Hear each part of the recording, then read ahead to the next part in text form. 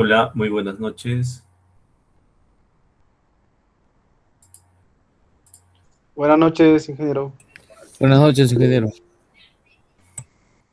¿Qué tal? ¿Cómo están?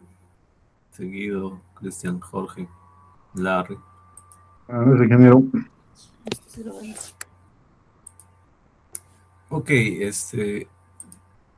bien, bien, señores, vamos a continuar con las sesiones del curso de Geomecánica y Minería Superficial. Entonces, el día de ayer habíamos visto la importancia de los modelos geológicos y la importancia de los modelos estructurales. Eh, Parte del modelo geotécnico o modelo geomecánico también es la construcción de un modelo del macizo rocoso. Generalmente este modelo de macizo rocoso obviamente está ligado a la geología, ¿no? Lo que habíamos visto anteriormente, a la litología, al grado de alteración de la roca, al contexto estructural, ¿no? Al grado de fracturamiento. Y finalmente el modelo macizo rocoso trata de eh, relacionar un poco las características ya desde un punto de vista eh, de caracterización, ¿no? De caracterización geotécnica. Y para eso pues existen algunos criterios de clasificación de calidad de roca que probablemente en algún momento ustedes han escuchado del RMR, el Q de Barton, y es algo que van a todo el tiempo, digamos, esos son, mm, es del pan de cada día, ¿no? Relacionado a la geotecnia y la geomecánica en este tipo en macizos rocosos principalmente, ¿no? Ok, entonces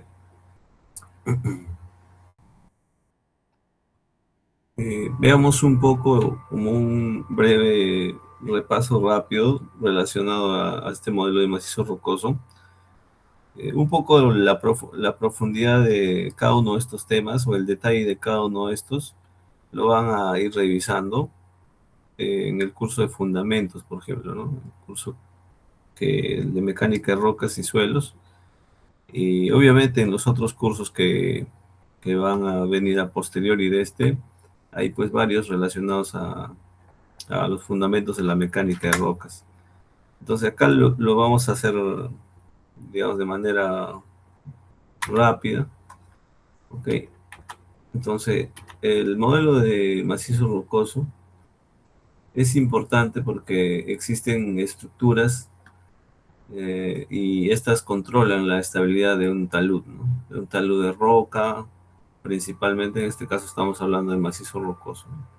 Entonces estos taludes de roca están controlados o la estabilidad de estas excavaciones o de estos taludes está controlada pues muchas veces por estas estructuras, ¿no?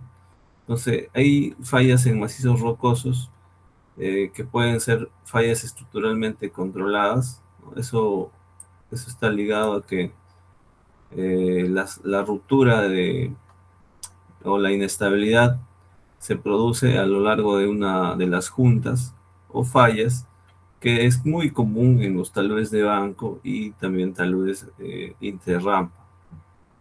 Eso es uno. Hay otro mecanismo de falla que es las fallas con control estructural parcial.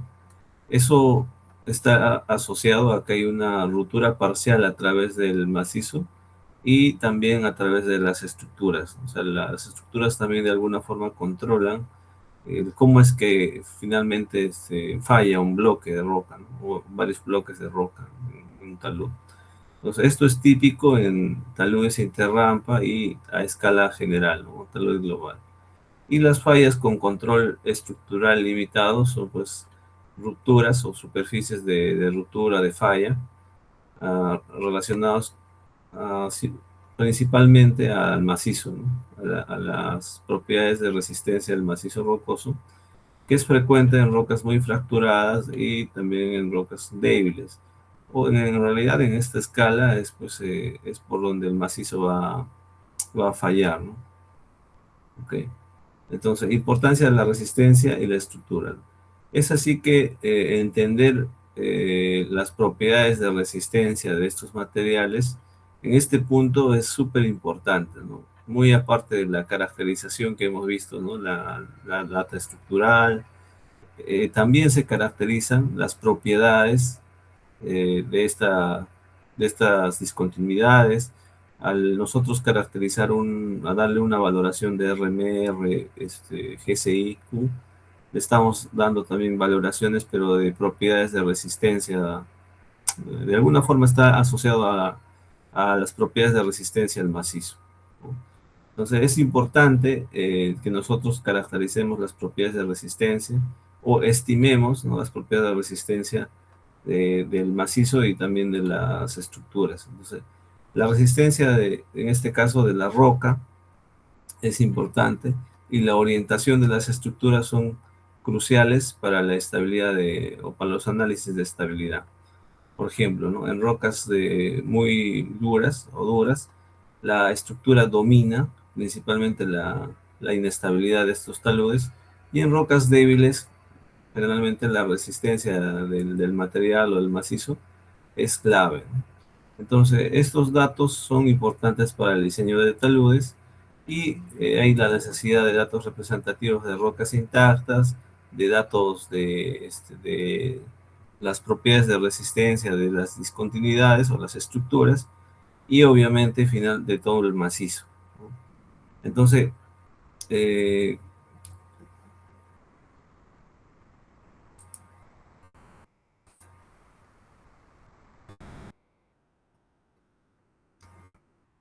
entonces es importante, ¿no?, entender todas estas propiedades, ¿no?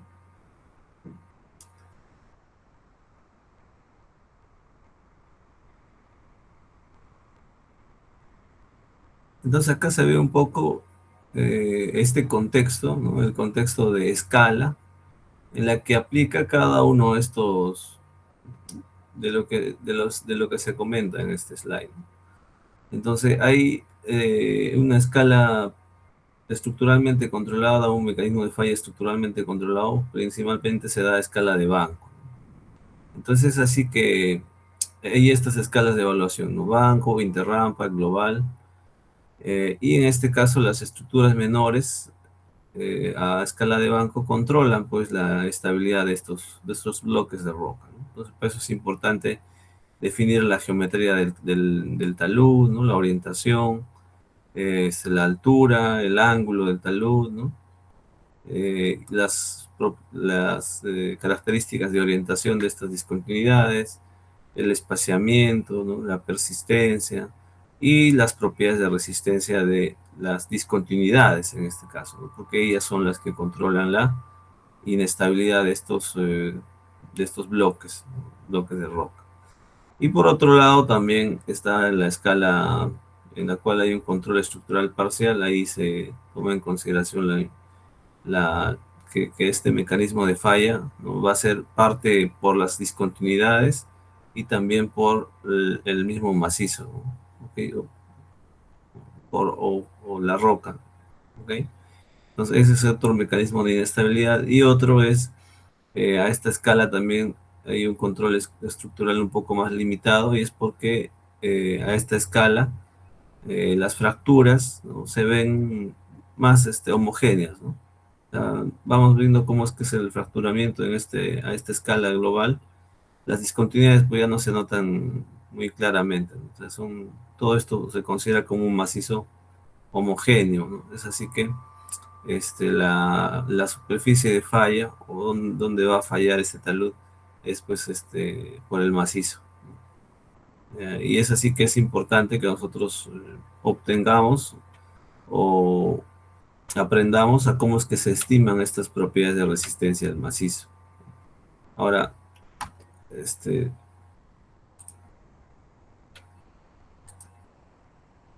entonces hay estos mecanismos de inestabilidad o de mecanismos de falla en el macizo rocoso. En el caso de la falla estructuralmente controlada, estos controlan los tipos de deslizamientos, ¿no? Entonces, en estos tenemos mecanismos de falla plana y de cuña. Estos están en orden a escala de banco, como habíamos dicho, y cuando son a escala interrampa, se pueden conocer como macrocuñas, ¿no? Hay macrocuñas. Entonces, el control estructural es importante porque la inestabilidad está asociada a la ruptura a lo largo de las fracturas, a lo largo de las juntas, ¿no? O a lo largo de las fallas intermedias. ¿Ok? Entonces, para esto es importante estudiar la resistencia a las estructuras, ¿no? Las propiedades de resistencia a las estructuras, o sea, de las discontinuidades que están asociados a la cohesión, al ángulo de fricción, y que pueden ser estimados en ensayos de laboratorio, eh, ensayos de corte, ¿no? En discontinuidades, corte directo en discontinuidades. Pues es así que uno puede estimar, ¿no? De alguna forma los valores de estas propiedades de resistencia, que son la cohesión y el ángulo de fricción de esa fractura, ¿no? De esa discontinuidad.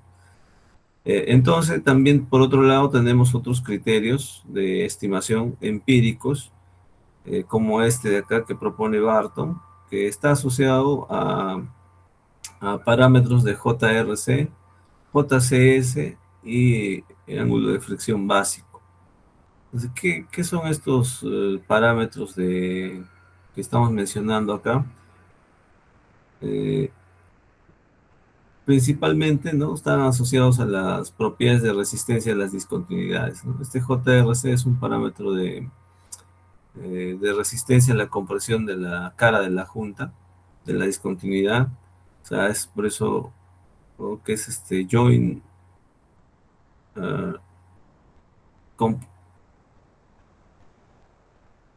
y tenemos este otro, ¿no? Que es el JCS, que está asociado a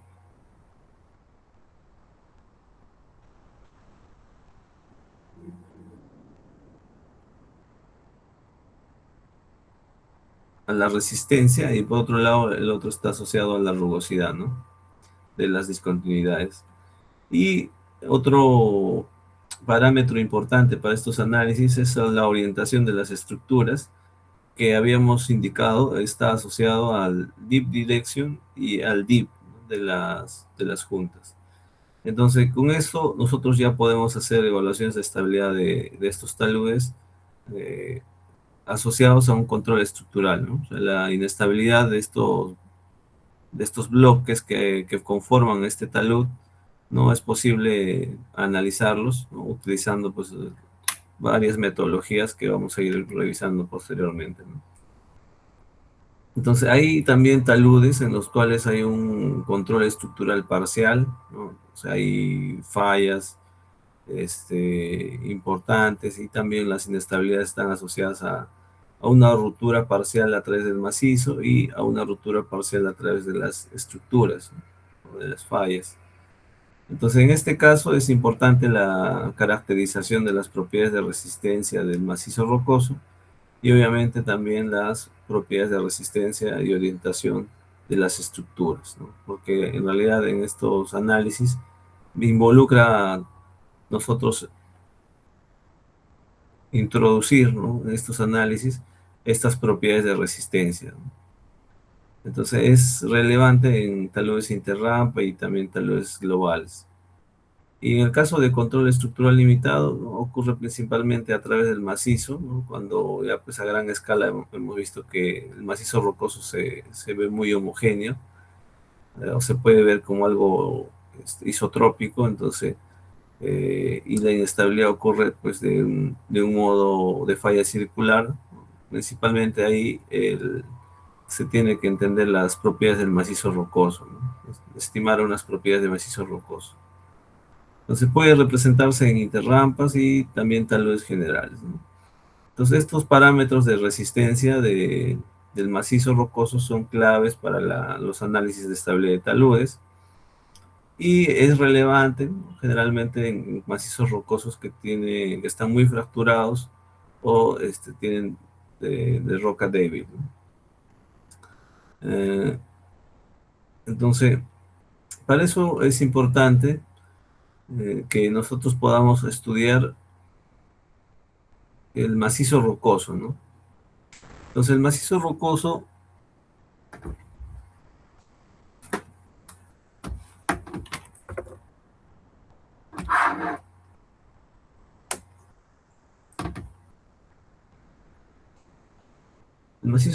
está constituido, pues,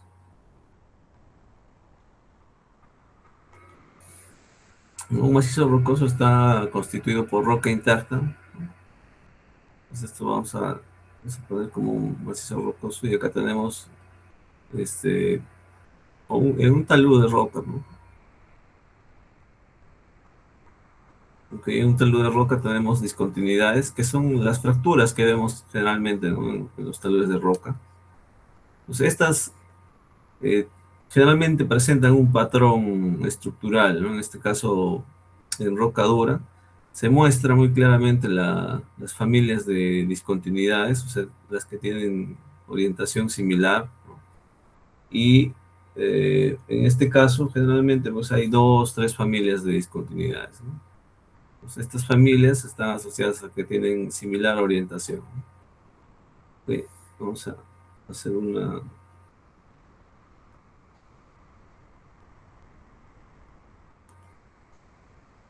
familia. Ok,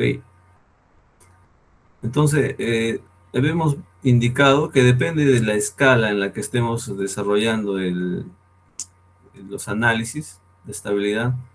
En este caso vamos a considerar que es un talud de banco, ¿no? Probablemente 10 o 15 metros de altura, o 20 probablemente, y un macizo rocoso que tiene una buena calidad, se puede mostrar muy claramente las estructuras, las discontinuidades, ¿no? Ahora, ¿qué se considera como macizo? Como macizo rocoso, se considera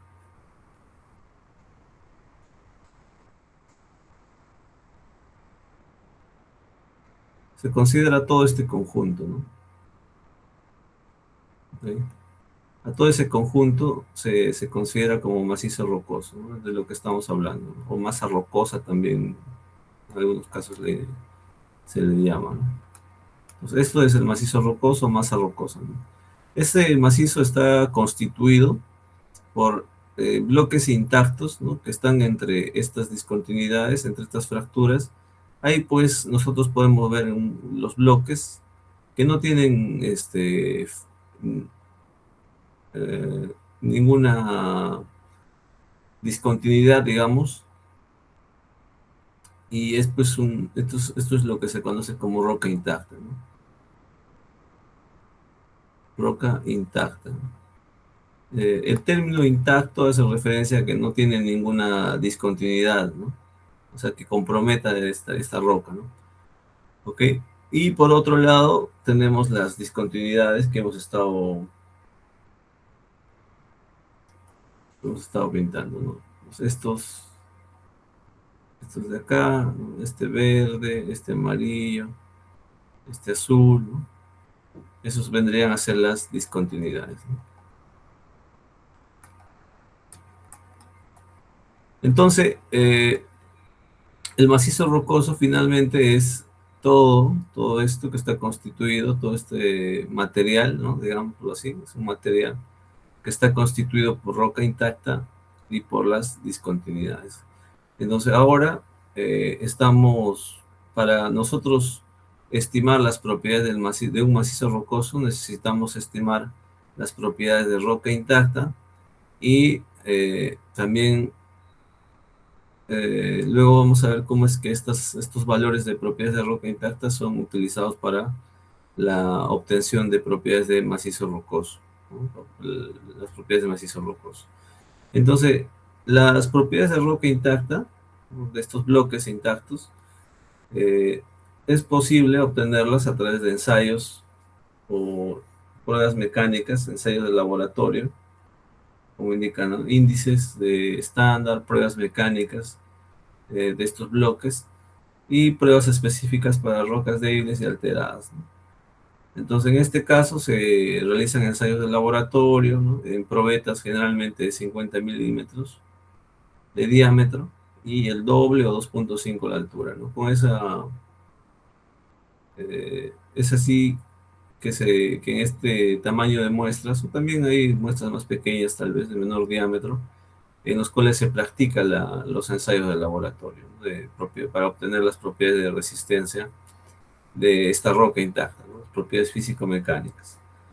Y también se puede obtener la resistencia de las discontinuidades en este caso, a través de la resistencia al corte, ensayo de resistencia al corte de discontinuidades para las discontinuidades, ¿no? Y también bajo un análisis empírico, ¿no?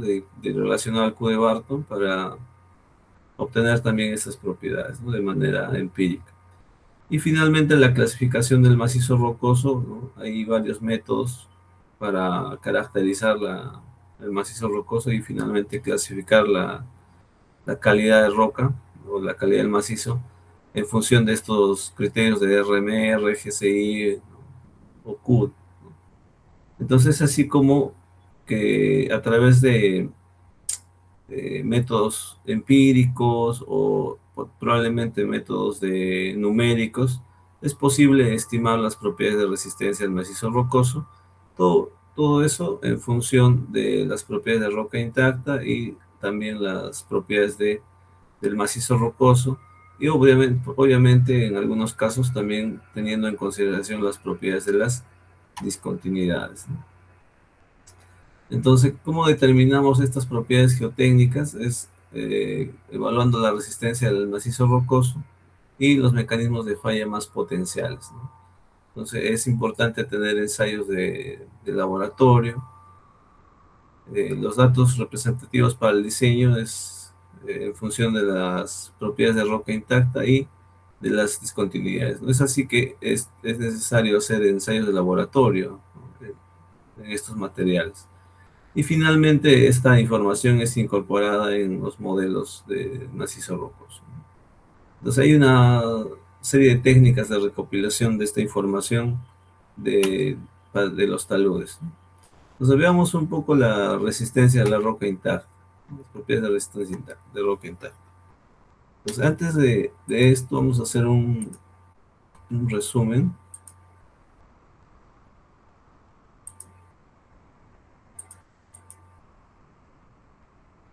Y mientras voy a compartir, aprovechando el registro de asistencia. Registro de asistencia número 1 para esta sesión. Acá está.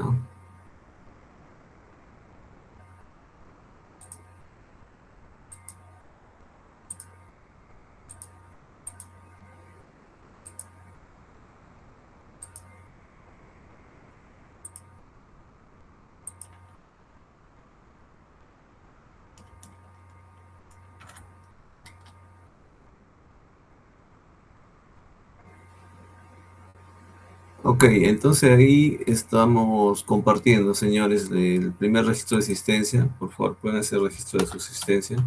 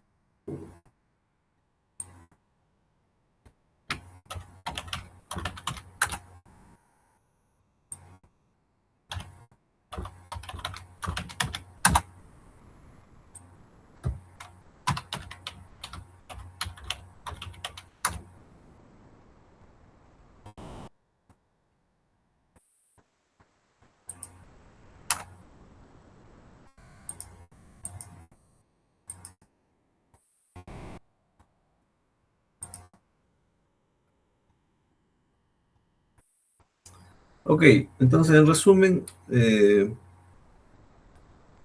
¿cómo es que de manera práctica nosotros podemos entender estos conceptos, ¿no? Y la importancia de estos?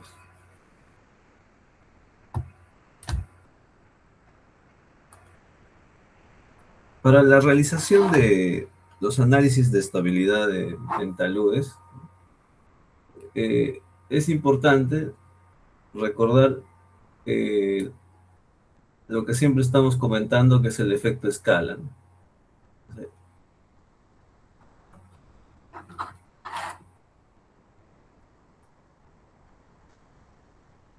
¿Ok? El efecto escala, ¿no? El efecto escala define en qué tamaño el problema, en el caso de estabilidad de taludes, qué tamaño de excavación involucra esto, ¿no?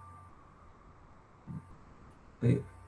Y por ende, cada uno de estos problemitas está asociado pues a un tipo de control de mecanismo de inestabilidad, ¿no? Otro término que se indica también es el mecanismo de inestabilidad, ¿no?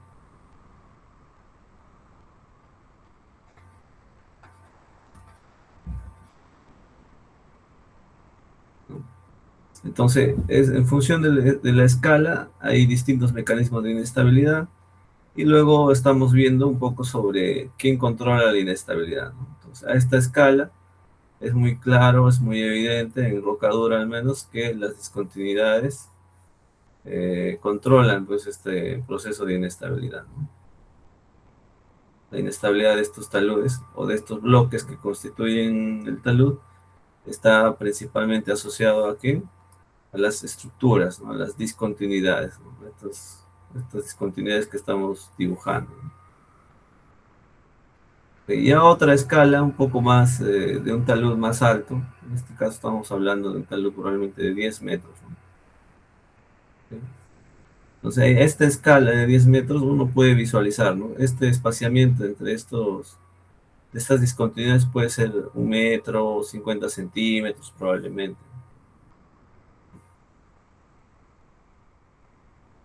Entonces sí, esas discontinuidades. Pero este macizo a otra escala, ¿ok?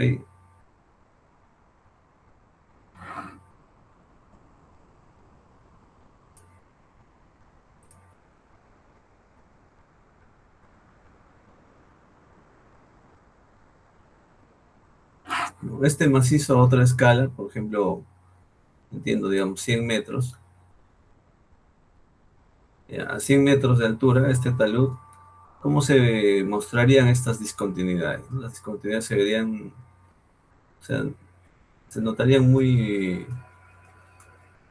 así, ¿no? A esa escala, ¿no? Estarían muy pegadas. Y las lilas, por ejemplo, de la misma forma, ¿no? Se notarían así, ¿no? Entonces, mucho hace este efecto escala, ¿no? Para evaluar la estabilidad de estos taludes, ¿no? Y en este otro caso, que probablemente es mucho más alto todavía, ¿no? 500 metros por ejemplo.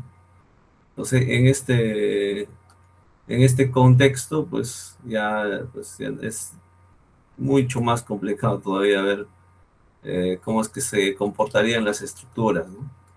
O las discontinuidades menores, incluso las intermedias, no tendrían mucha relevancia, ¿no? Para la estabilidad de este talud. Entonces, ¿cómo estaría el lila? Estaría mucho peor. Es complicado acá representarlo, ¿no? Ok. Pues aquí ya se muestra de alguna forma homogénea, ¿no? Entonces, estamos hablando del control estructural, perdón, del mecanismo de inestabilidad, ¿no?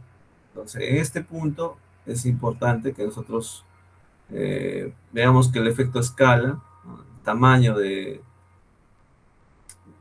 problema que estemos analizando es súper importante. Y en función de eso se definen mecanismos de inestabilidad, ¿no? Por ejemplo, esto está asociado a quién controla la inestabilidad, ¿no? Entonces, ¿quién controla la inestabilidad, no? En este tipo de problemas, generalmente está asociado a que hay un control estructural, ¿no? O sea, las discontinuidades, las estructuras controlan la inestabilidad de estos taludes, de estos bloques, ¿no? Que van a deslizar. O en otros casos también hay estructuras así, un poco persistentes o fallas, que pueden controlar también la estabilidad de estos taludes a esta escala, por ejemplo, a esta escala interrampa probablemente, ¿no? De 100, 150 metros. Entonces hay fallas que pueden controlar la estabilidad, ¿no? De un sector de talud. Y en el caso de los 500 metros, probablemente puede haber unas fallas o estructuras mucho más grandes también que probablemente podrían controlar la estabilidad, ¿no? Pero generalmente estas están controladas por las propiedades de quién, del macizo, ¿no? Entonces, una falla de este tipo, de falla de tipo circular, controla la estabilidad de estos taludes altos, ¿no? Entonces, ¿por dónde se produce la inestabilidad en este caso? Por las estructuras, en este primer caso. En el segundo caso, ¿no? Pueden ser por las estructuras y también puede ser por un mecanismo por el macizo, ¿no? Por donde falla este talud, las propiedades del macizo. Y en este otro caso, a una mayor escala sería principalmente por el macizo, probablemente hay un ligero control estructural, ¿no? En algún punto. Entonces, al nosotros estudiar la estabilidad de estos taludes, necesitamos entender las propiedades o tener eh, estimado las propiedades de resistencia, ¿ok? De de las propiedades de resistencia de estos materiales, ¿no? Entonces, en este caso habíamos visto que tenemos roca intacta, tenemos discontinuidades y esos dos componen el macizo rocoso, ¿no? Entonces, en este primer caso, ¿quién controla la inestabilidad? Las estructuras, ¿no? Las discontinuidades. Entonces, necesitamos estimar las propiedades.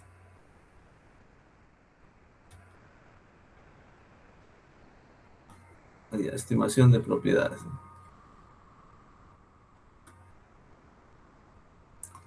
¿no? ¿De quién necesitamos estimar las propiedades o caracterizar? Es principalmente de las estructuras, ¿no? ¿Ok? De las discontinuidades.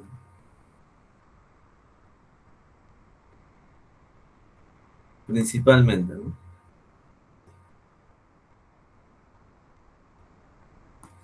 ¿Ok? Y por otro lado, obviamente también es importante obtener las propiedades de roca intacta, ¿no? ¿Sí? Entonces, pero digamos lo más importante acá son las propiedades de las discontinuidades. Pero también no se deja de lado las propiedades de la roca intacta, de los bloques intactos. ¿Ya?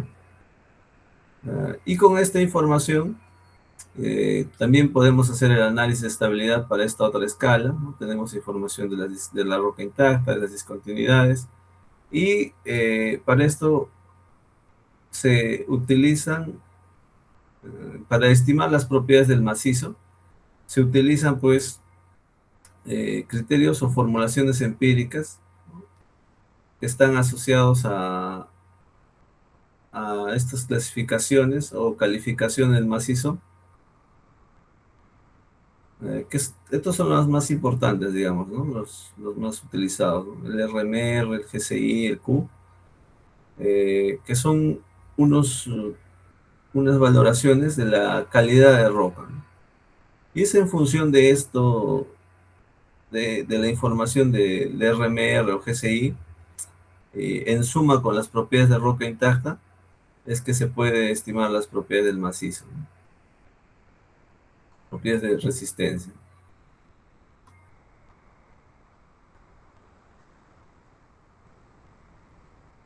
Y ya posterior a esto, probablemente se puede hacer algún ajuste, ¿no? Existen algunos ajustes que se pueden realizar, como el caso de la anisotropía, ¿no?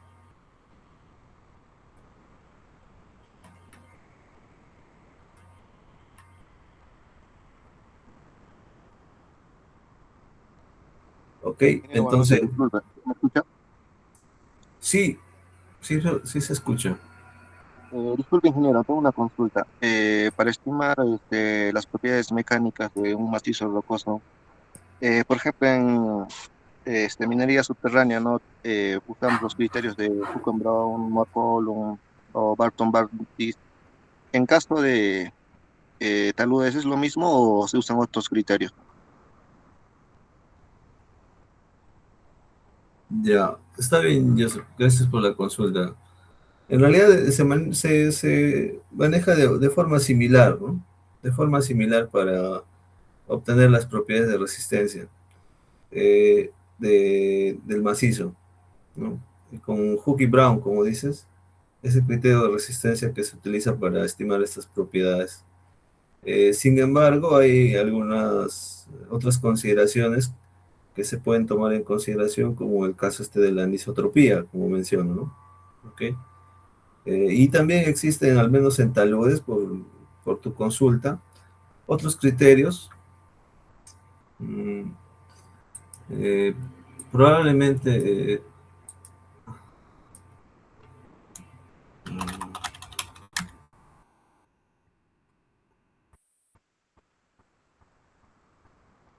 más asociados al tema de la anisotropía también del macizo, que se utiliza en taludes.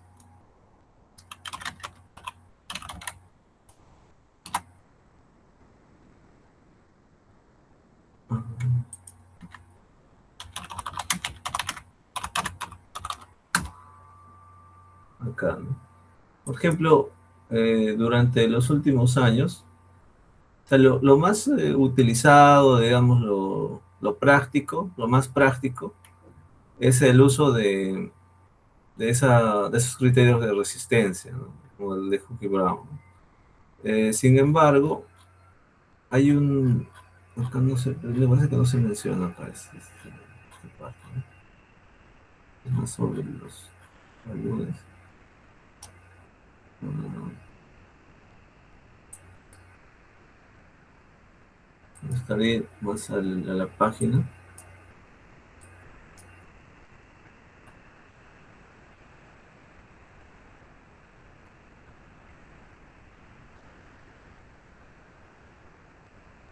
Cholas, ¿no?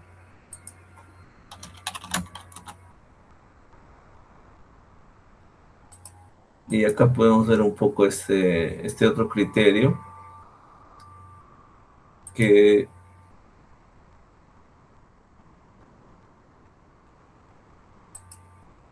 que es posible que lo puedan revisar, ¿no? ¿Ve?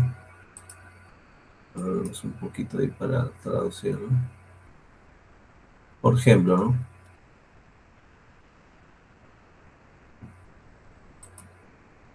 No sé si puedo traducirlo. Ya. Entonces hay un criterio de resistencia que es el CNI Method, ¿no? Para estimar las propiedades de resistencia del macizo, ¿no? Del macizo rocoso.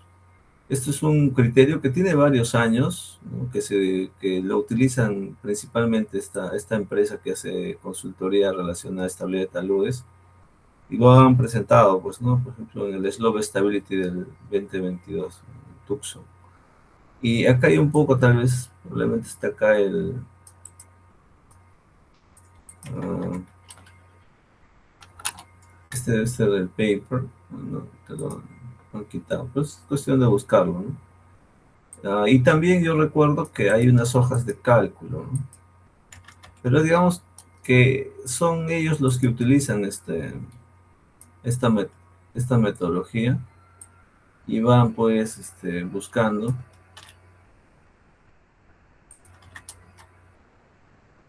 acá,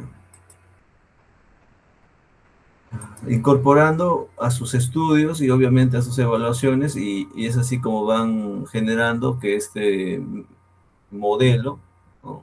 Este modelo o este criterio de resistencia o estas formulaciones que ellos han estimado o están proponiendo, den resultados, ¿no? Den resultados en los cálculos que ellos realizan, ¿cierto? Entonces, por ejemplo, este es un criterio de resistencia distinto al que vamos a ver que es el de Hookie-Brown, ¿no? Es basado en Quantitative Input Parameters. Entonces acá toman en consideración varios otros parámetros probablemente y es uno que he visto que está asociado al GCI, ¿no? Al valor de rugosidad, de alteración, de RQD. O sea, toma en consideración parámetros que generalmente son utilizados pues, en la caracterización del macizo rocoso, pero ya como el objetivo de obtener pues, de alguna otra forma las propiedades de resistencia del macizo, ¿no? Por ejemplo, ¿no? Acá hay una comparación de qué inputs o qué parámetros se ingresan para la selección de la estimación de la resistencia del macizo rocoso, ¿no? Entonces, para el Hookie-Brown indica que se usa propiedades de roca intacta, propiedades de resistencia de fractura, grado de fracturamiento, ¿no? Y otros parámetros adicionales como la disturbancia, ¿no? Por desconfinamiento y por operaciones, ¿no? Relacionadas a voladuras. En otro caso tenemos este CNI method, ¿no? Que considera la cohesión, ángulo de fricción interno, o sea, de los ensayos de laboratorio, la cohesión de las fracturas y el ángulo de fricción el ángulo de fricción de las fracturas, ¿no? De las discontinuidades, el RQD o también el número de fracturas lineales y otros parámetros más de corrección, ¿no? Que son propios de este método. Acá tenemos otros parámetros para estimar las propiedades de roca intacta, ¿no? El RMR, por ejemplo, tiene una formulación, ¿no? Para calcular la cohesión y fricción de un macizo, ¿no? En función del RMR, ¿no? Y Barton de la misma forma. Entonces, acá hay una comparación de estas publicaciones para la estimación de estas propiedades de resistencia. Entonces, acá hay varios criterios de resistencia, como el de Hookie-Brown que mencionó Joseph, ¿no? Aidan, acá hay dos de Barton, de Shorey, más antiguos, mucho más antiguos aquí, y esto del 2022 de este CNI, ¿no? Entonces es un criterio nuevo que se está aplicando principalmente en minería subterránea, porque ellos hacen consultoría para Cerro Verde, y otras grandes empresas y taludes. Entonces entiendo que ellos están utilizando esta metodología, ¿no? Para estimar sus propiedades de resistencia. Y es así que estas propiedades son ingresadas a los análisis de estabilidad que ellos realizan, ¿no? O sea, acá es importante que todos estos criterios se, se hacen mediciones, ¿no? En función a otros criterios que ya están validados, se van calculando, se van calibrando las propiedades de resistencia, etcétera, ¿no? Entonces acá se muestra un poco de eso, ¿no? Entonces existen varios, en realidad la mecánica de rocas y la estimación de las propiedades del macizo, eh, en algunos casos están basados en estimaciones de mediciones in situ, ¿no? O sea, se hacen ensayos in situ para estimar las propiedades de resistencia del macizo. En algunos casos también se hacen back análisis, ¿no? Para calcular o recalcular las propiedades de cohesión, fricción, digamos, de los análisis que se realizan, otros casos de estudio, etcétera, ¿no? Y en función de eso se proponen, pues, ¿no? Las formulaciones o relaciones que existen entre algunos parámetros, ¿no? De la roca, del macizo, y en función de otros parámetros, ¿no? Entonces, así como es que se combina un poco las propiedades de resistencia de roca intacta del laboratorio con algunas propiedades de resistencia que se han podido obtener, ¿no? Probablemente de las discontinuidades o las propiedades de GCI, y es así que se puede obtener unas propiedades de resistencia de un macizo rocoso, ¿no? Es así que se tienen este tipo de gráficos, por ejemplo, ¿no? Y relaciones, ¿no? Principalmente relaciones, ¿no? En este caso, este es usado para taludes, como bien comentabas, este es un método que está utilizando, por ejemplo, esta empresa, ¿no? Cal Nichols. Pero como podemos observar, al introducir nosotros un criterio de resistencia nuevo, como es este de acá, es del 2022, ¿no? O 2002 me parece, porque tiene varios años. Ah, no, del 2022. Entonces, este es un criterio de resistencia, ¿no? Para estimar las propiedades del macizo. Y es nuevo, relativamente nuevo, pues, ¿no? Es del 2022, ¿no? Entonces, tu consulta, Joseph, nos lleva a esto, pues, ¿no? A que eh, generalmente estimar las propiedades del macizo rocoso se debería realizar a través de un ensayo, ¿no? ¿Y cómo hacemos un ensayo, digamos acá, para estimar las propiedades de resistencia, las propiedades de cohesión, ángulo de flexión de un macizo? ¿No? Necesitaríamos una super fuerza, ¿no? O un equipo que someta una fuerza eh, una alta fuerza o una fuerza muy elevada para poder mover un poco esto y con eso instrumentar todo esto, medir las deformaciones, etcétera, y a ver cómo falla, y esto es un trabajo pues bastante complejo y muy pocas veces se hace, ¿no? Hace varios años había bastante investigación, ¿no? Y en Canadá, Australia y Estados Unidos han realizado algunas pruebas en macizos rocosos y ahí se tiene algo de información y es con eso que se han ido validando algunos criterios de resistencia, ¿no? Algunos criterios de resistencia. Pero ahí hay bastante empirismo, ¿no? Hay bastante empirismo en esto del cálculo de la resistencia del macizo rocoso. Eh, Sin embargo, hay uno de estos métodos, de estas metodologías para estimar las propiedades del macizo rocoso, pues es el criterio de resistencia de Hooke y Brown, ¿no? Perdón, Hooke y Brown, ¿no? Sí, hay alguna una consulta, me parece. Sí, ingeniero, buenas noches con todos. Bueno, Hola, acotando lo buenas que noches. usted mencionaba, ingeniero, es prácticamente el ensayo que se tiene que hacer es primeramente, ¿no? Un corte puntual y pues depende del tipo de estudio que se quiere hacer o un triaxial, ¿no? Y pues empíricamente, como usted dice, ¿no? Ya a eso tenemos lo que es el martillo de Smith, ¿no? O que se llama, conocido también como el esclerómetro. También adicional a eso sabemos que estamos en este caso la minería actual o gran minería, ya pues para evitar costos y tiempo, lo que se opta es en la actualidad pues las ortofotos, ¿no? Y los diferentes softwares que en la actualidad se vienen utilizando, ¿no? Que anteriormente podrían ser, ¿no? Por ser el Rock Science, y pues en la actualidad ya se viene usando un poco más lo que es el se me cae ahorita.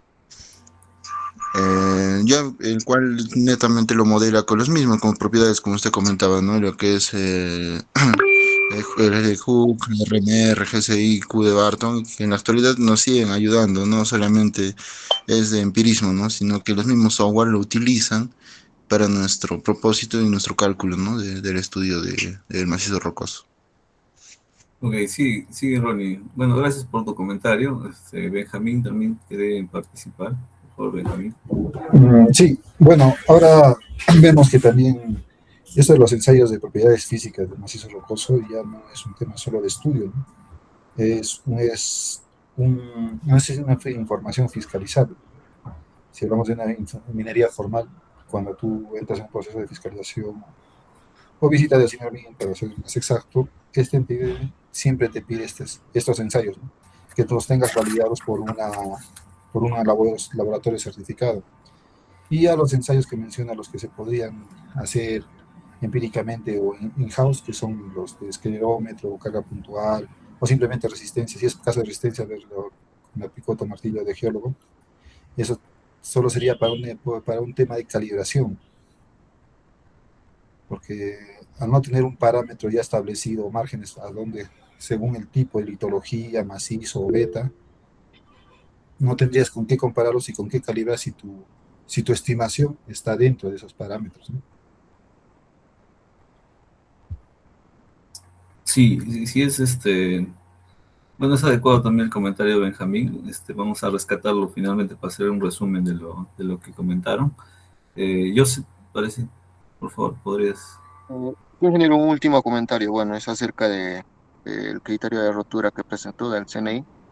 Más, o sea, en la actualidad yo lo veo como una limitante, ¿no? Si quiero aplicarlo, por ejemplo, en el Rock Data, eh, creo que todavía este paquete, el versión 6 no lo considera, ¿no? O digamos, si quiero simular en el RC2 o algún otro software, todavía no lo consideran ese criterio de rotura.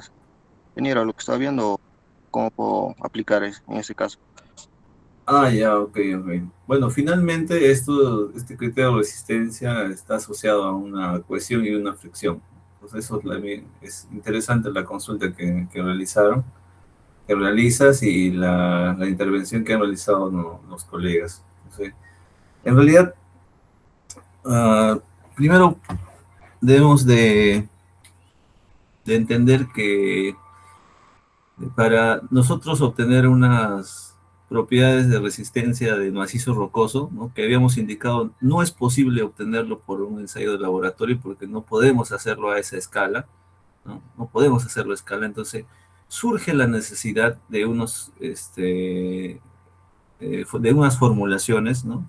Que como bien comentado, esto pues es en función del empirismo, ¿no? Un poco del empirismo, también es que para que este criterio de resistencia o Hooke y Brown, ¿no? Estos señores han tenido que ver algunos taludes, ¿no? Cómo es que se han inestabilizado, ¿no? Qué propiedades tenían, qué características. Entonces eso está relacionado este, al análisis retrospectivo o a los back análisis. También está asociado al criterio observacional, ¿no? Al criterio observacional. Observacional.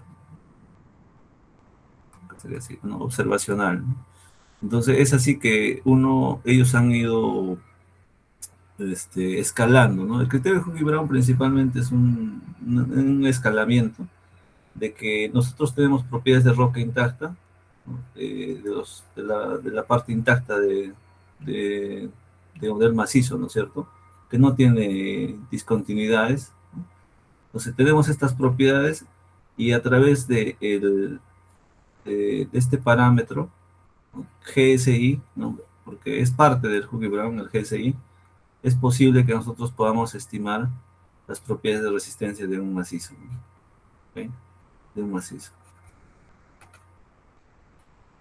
Entonces hay un texto que es reciente, creo que es 2002, relacionado a todo el criterio de resistencia de Hooke y Brown, ¿no? Asociado al diseño de excavaciones, de taludes, hay bastante, podemos revisarlo rápidamente probablemente eso, pero principalmente este criterio de resistencia de Hooke y Brown está, su principal alcance es esto, ¿no? Que cómo es que nosotros, eh, teniendo información de las propiedades de roca intacta, y también teniendo en consideración las propiedades o la caracterización de un macizo a través del GSI, finalmente podemos obtener las propiedades de resistencia del macizo, ¿no? Entonces, vamos de propiedades de roca intacta. Esto sería como un factor, ¿no? En función de estos dos parámetros, ya podemos calcular un parámetro o las propiedades del macizo rocoso, ¿no? Eso es el gran aporte del GSI a la comunidad de mecánica de rocas, ¿no? Entonces, y todo esto, obviamente, tiene un error, ¿no? Tiene un error. O sea, va a haber un error, ¿no? Por eso es que cuando nosotros podemos hacer un estudio, una evaluación de alguna excavación subterránea, algún talud en roca, o sea, si ya en el mismo caso de un ensayo de laboratorio, ¿no? De estimar un valor de UCS, un valor de MI, ¿no? Que es lo que generalmente se requiere para escalar esto, ¿no? Para escalar las propiedades de roca intacta a propiedades de macizo rocoso, o propiedades de tracción, ¿no? Resistencia a la tracción de roca intacta, y por otro lado los módulos este, los módulos elásticos, ¿no? Entonces, generalmente se le pone EI porque es de intacto, ¿no? Roca intacta. O el coeficiente de Poisson también, ¿no? Pues de la roca intacta, o sea, de este bloquecito. Entonces, esto se puede hacer en ensayos de laboratorio, ¿no? Se hacen ensayos de compresión uniaxial, triaxial, tracción indirecta, constantes elásticas. Entonces, todos estos parámetros como habíamos mencionado, y podemos revisar tal vez un informe, ¿no? Muestran variabilidad, ¿no? O sea, un ensayo de resistencia a la compresión, por ejemplo, de la misma roca, de la misma litología, nos da un valor, ¿no? 120, habíamos mencionado el día de ayer, ¿no? 110, y es variable, ¿no? En muchos casos 90, entonces, tener una estadística es súper recomendable, ¿no? Es muy recomendable tener un respaldo estadístico, ¿no? de estas propiedades. ¿No? Y es así que nosotros como ingenieros, ¿no? Relacionado a esto, podemos tomar mejores decisiones, ¿no? Entonces, de tomar un valor promedio, o si no es tan confiable la información, ¿no? Tener no sé, pues un percentil este, o un valor más bajo, ¿no? No el promedio, ¿no? No exactamente el promedio, ¿no? ¿Ok? No, un percentil 40, un percentil 30 probablemente del valor máximo, ¿no? O del valor promedio. Entonces eso es ya consideración del, del ingeniero que está haciendo, digamos, esta evaluación, ¿no? ¿Ok? Entonces esas propiedades, si tenemos solamente un ensayo, estamos un poco complicados, ¿no? Con un ensayo. Pues si tenemos varios ensayos, ya tenemos cierto mejor entendimiento de qué resistencia realmente tiene esta roca, ¿no? ¿Ok? O sea, ahora, hablando un poco sobre lo que mencionaron también, es las propiedades del martillo, ¿no? El martillo Smith. Ese instrumento te da un valor, ¿no? Que es el valor R, que es un valor de rebote, ¿no?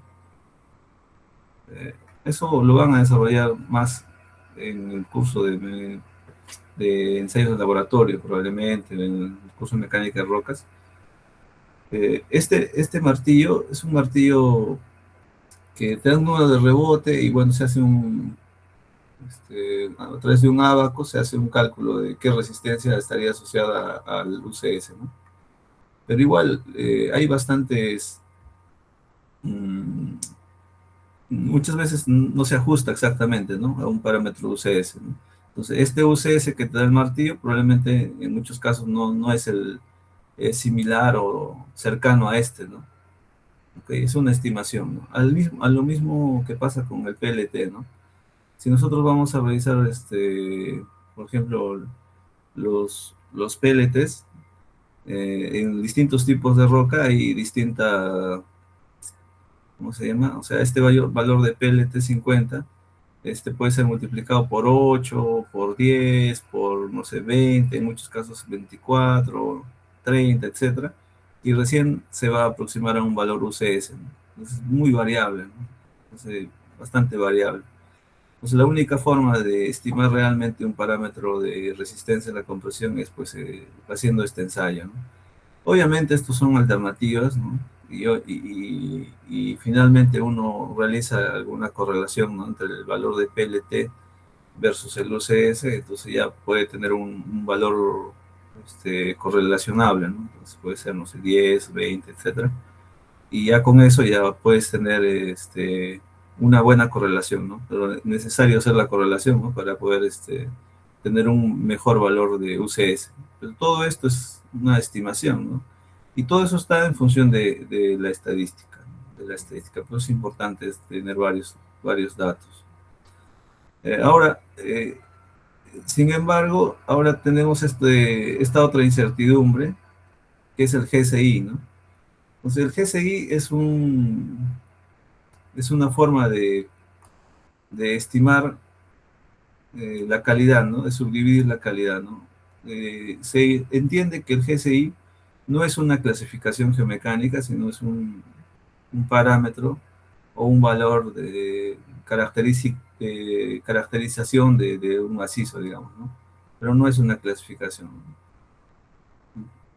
porque es una tabla simplemente, ¿no? Probablemente vayamos a ver un poco más posteriormente lo del GSI, pero este GSI, ¿no? Que está basado en una tablita bien sencilla, es más o menos similar a esto, que asocia el grado de fracturamiento, ¿no? El grado de fracturamiento y por este otro lado la resistencia a la compresión y el grado de alteración de las fracturas, de las discontinuidades, ¿no? Y es así como uno puede visualmente, ¿no? Estimar qué, qué GSI tiene, ¿no? Qué valor de GSI tiene. Pero este parámetro es fundamental, ¿no? Para poder finalmente escalar las propiedades de resistencia de roca intacta que tenemos para obtener las propiedades de resistencia del macizo, ¿no? Entonces, ¿por qué es importante obtener las propiedades de resistencia del macizo rocoso? Porque estos se utilizan, ¿no? Cuando se hacen estos análisis de estabilidad, ¿no? Por ejemplo, estos taludes altos, ¿no? Pues ahí es donde ingresa estos parámetros de resistencia, ¿no? Los módulos de deformación, del macizo, la cohesión, el ángulo de la cohesión, el ángulo de fricción del macizo. También obtienen la tracción, ¿no? Todo está en función de una formulación, ¿no? Y una correlación, ¿no? Utilizando, en este caso, el criterio de resistencia de Hooke-Brown, ¿no? Es importante acá, el criterio de resistencia de Hooke-Brown, ¿no? Pero este criterio de resistencia aplica en algunos casos, ¿no? Como es el caso de roca intacta, y también cuando son macizos rocosos que tienen bastante fracturas, ¿no? 3, 4 fracturas o set de fracturas, ahí es donde se puede aplicar muy bien el Hooke-Brown, ¿no? Pero cuando se tienen 3 estructuras, el mismo Hooke-Brown indica que se tenga mucho cuidado usando estos valores, ¿no? De escalamiento, ¿no? En ese caso, generalmente cuando hay 2, 3 estructuras, quien controla la inestabilidad es pues la estructura en sí, ¿no? La discontinuidad. La discontinuidad es quien controla. Entonces, en este caso es importante caracterizar las propiedades de las discontinuidades, ¿no? Entonces, obviamente ahora teniendo bueno, en resumen, ¿no? Las propiedades de roca intacta, con el GSI, con eso podemos obtener las propiedades del macizo rocoso utilizando el criterio de resistencia Hooke-Brown, ¿no? Criterio Hooke-Brown. Entonces, con eso podemos estimar algunos parámetros del macizo propios del Hooke-Brown, ¿ya? Propios de este criterio de resistencia Hooke-Brown, y con eso podemos obtener valores de cohesión, fricción, ¿no? Propios digamos, del macizo, pero correlacionados con este criterio de Hooke-Brown. Pero también existen, bueno, hay cosas que probablemente también se pueden realizar, ¿no? Actualmente existen los métodos numéricos, los modelos numéricos, que permiten probablemente ensayar de manera artificial, ¿no? En un modelo numérico, ingresar tal vez las propiedades de roca intacta, insertar las discontinuidades, ¿no? En un modelo escalado,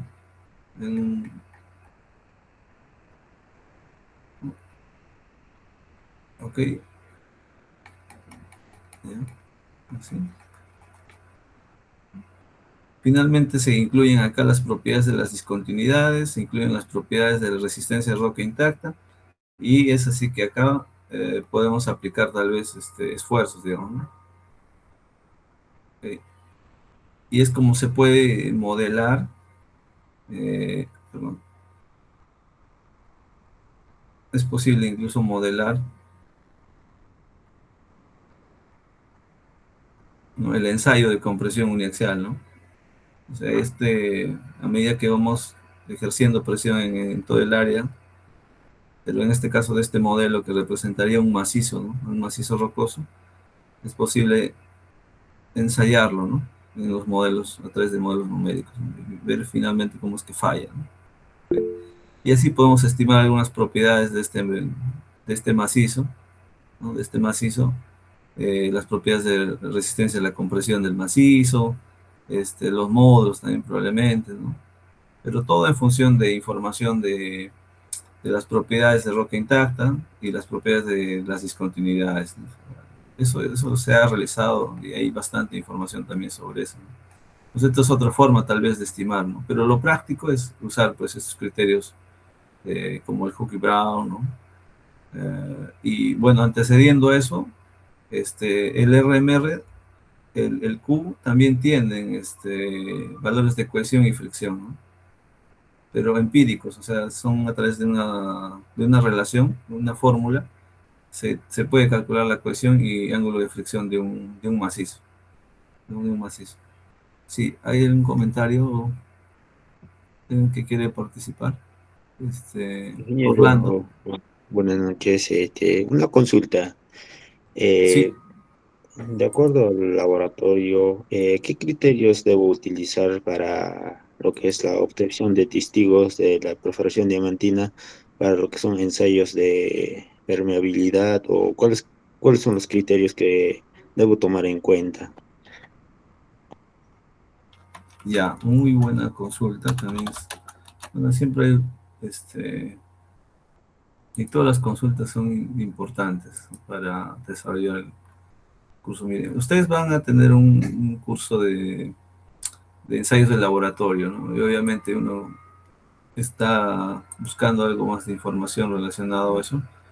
En esta página que estábamos revisando ayer también, y pues casi todas las clases vemos esta página de LOB, existen unos videos muy interesantes, ¿no? Relacionados a lo que justamente consultas, ¿no? Porque en realidad esto es un tema un poco amplio y está estandarizado, ¿no? Hay no sé si está acá. Está estandarizado parte, ¿no? De comentarios en estas guías, ¿no? Al menos para roca mala, por ejemplo, se menciona un poco de eso, de cómo son las muestras necesarias para hacer esos ensayos, de la misma forma aquí, ¿no? En este texto, pero eh, existen unos videos, no sé dónde los han cargado, porque aquí está acá. Incertidumbre.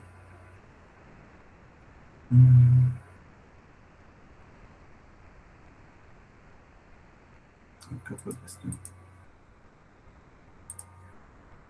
Ya. Ok, aquí, ¿no? En esta parte de esta página se menciona unas guías relacionadas a, a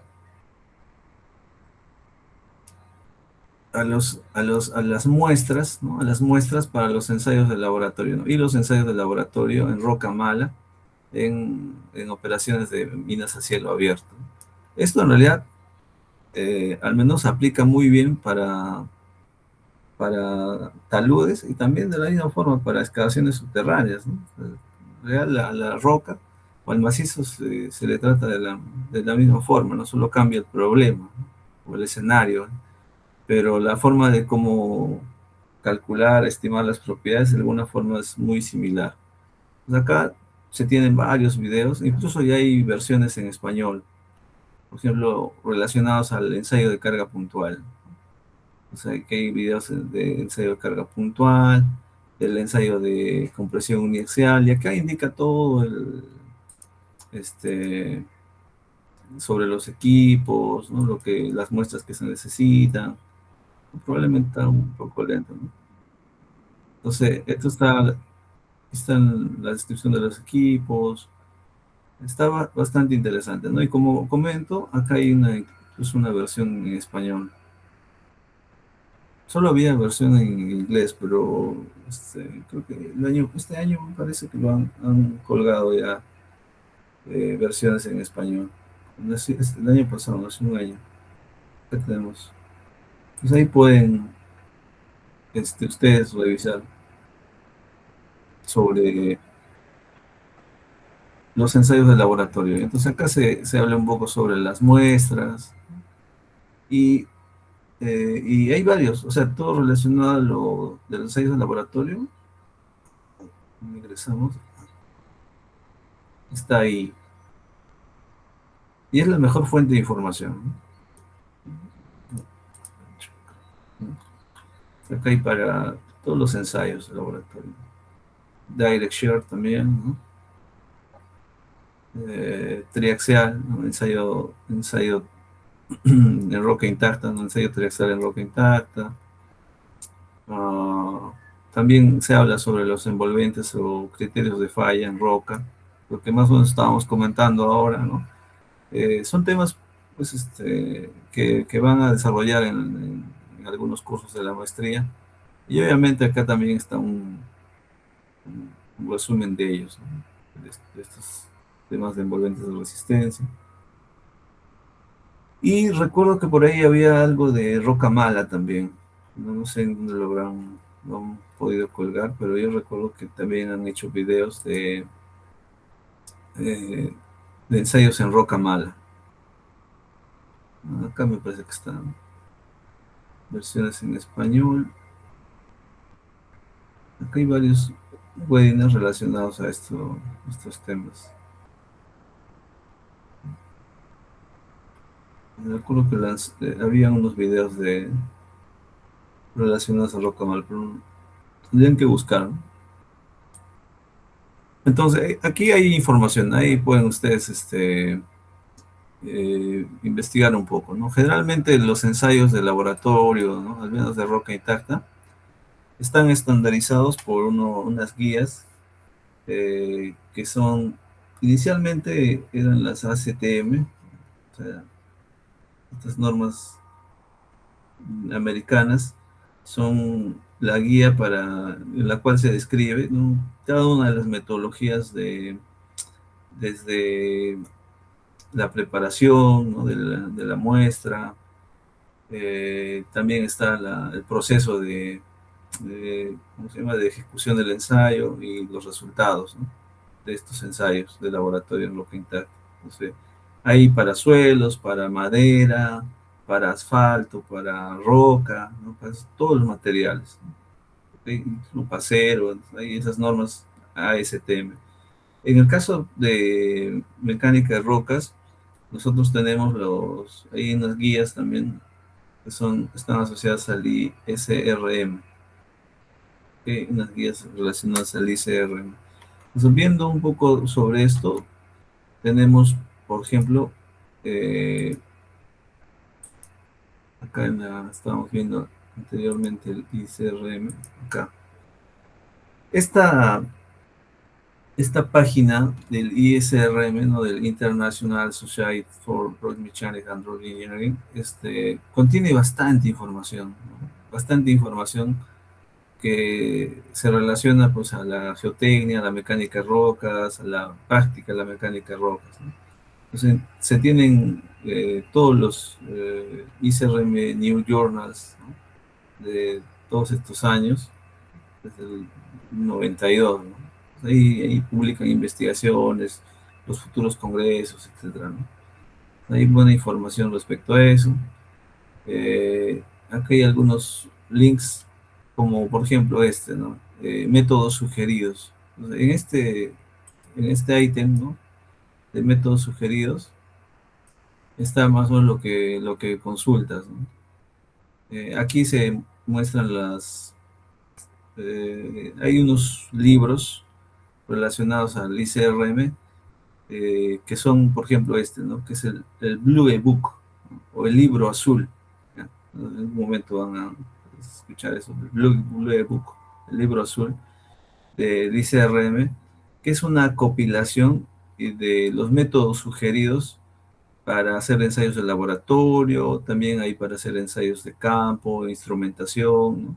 Entonces, esos materiales vamos a tratar de compartirlos, ¿no?, para que lo puedan considerar, ¿no?, en alguna investigación, o en la tesis, o en el mismo trabajo.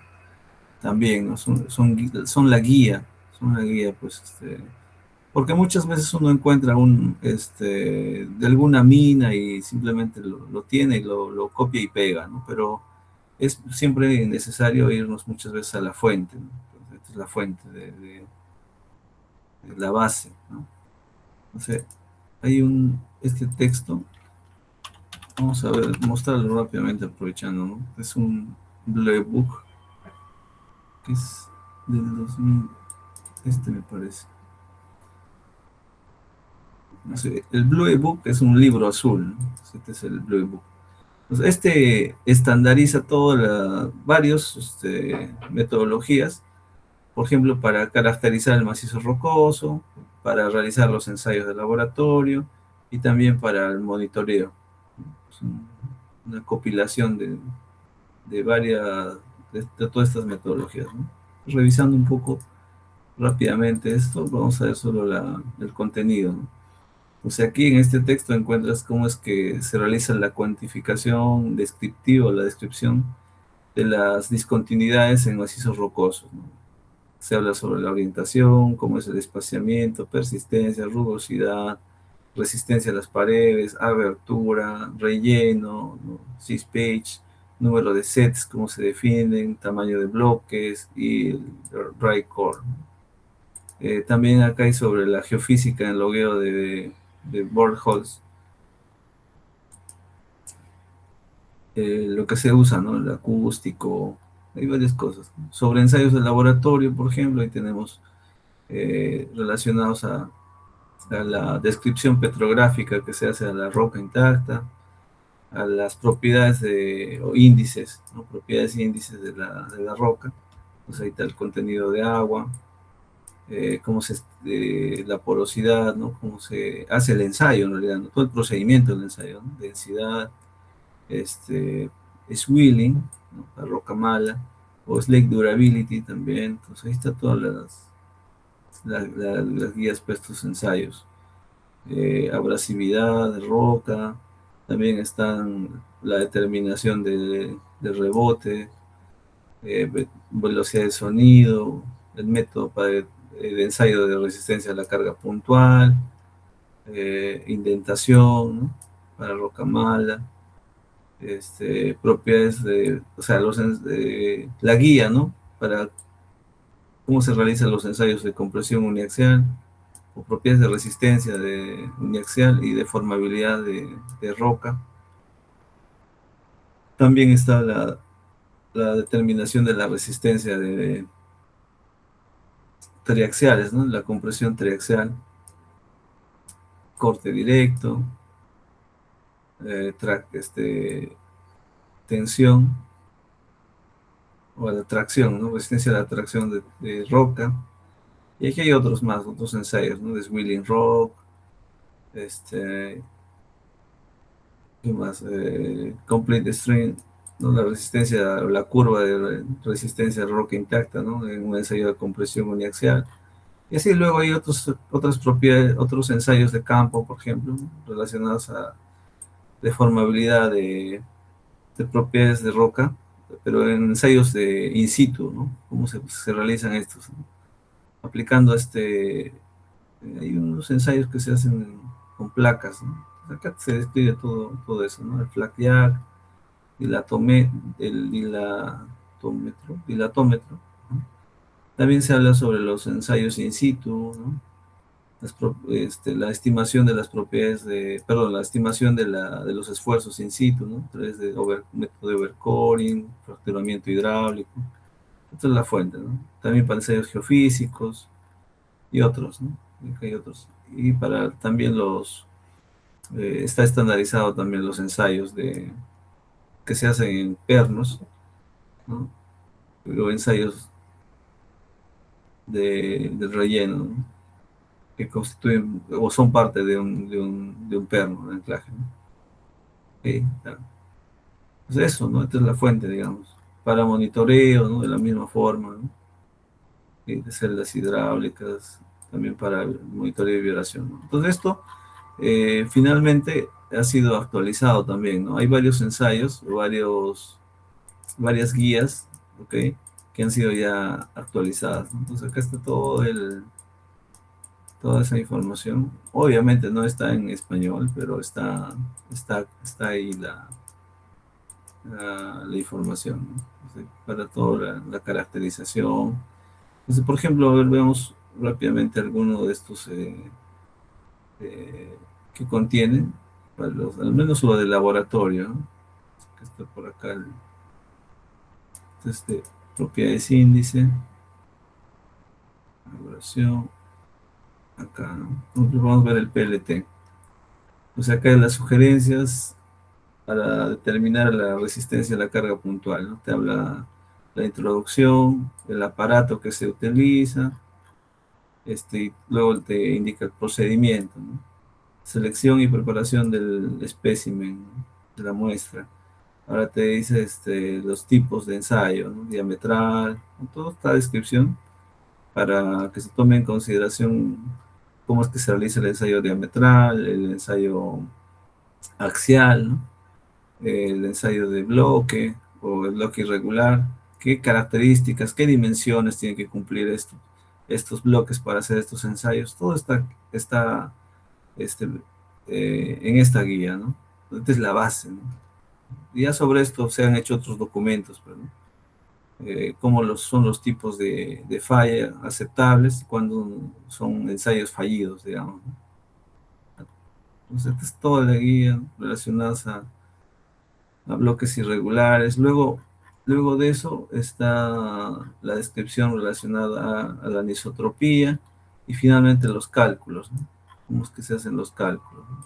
Para estimar la resistencia a la carga puntual en función del ensayo que se ha realizado, en función de los valores que se han obtenido en los equipos, ¿no? Un poco la reportabilidad de los resultados, y bueno, algunas notas, ¿no? Acá hay un ejemplo, por ejemplo. Entonces, bueno, esto está relativamente un poco desfasado, un poco antiguo, ¿ya? Pero ahí está, ¿no? Ahí se tiene. Similar a esto es lo del ASTM, ¿no? O sea, que hay más sobre otros ensayos, ¿no? Todo lo que habíamos visto en el índice.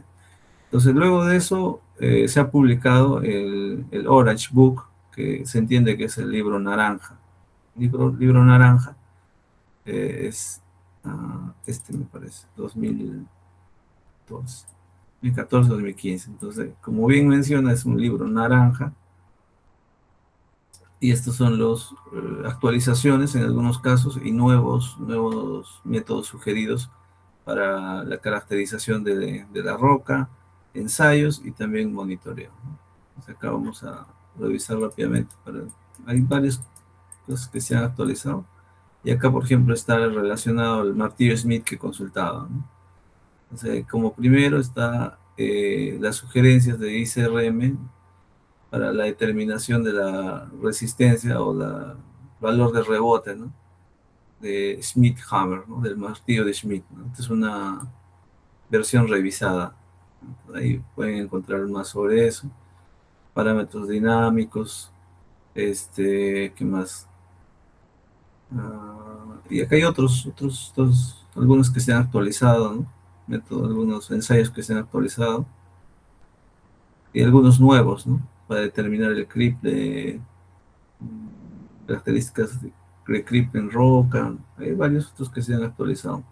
Por ejemplo, como ¿no? Sugerencias del método de ensayos de laboratorio para la determinación de la resistencia al corte de juntas en roca, ¿no? Algo relevante. También está este otro. Cuando generalmente tenemos roca mala, ¿ya? En roca mala se sugiere que se puede hacer este ensayo de Needle Penetration Test, ¿ya? Needle Penetration Test, que es un equipo similar al esclerómetro, tal vez podemos revisarlo, pero el problema es que no hay en el mercado.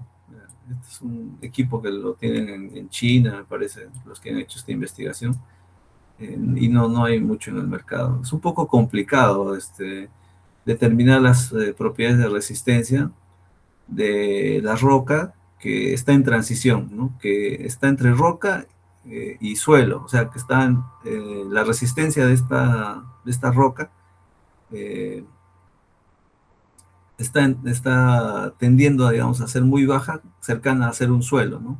Pero no tiene tampoco la resistencia de un suelo, ¿no? Porque un suelo no tiene muchas propiedades de resistencia, son muy bajas, ¿no?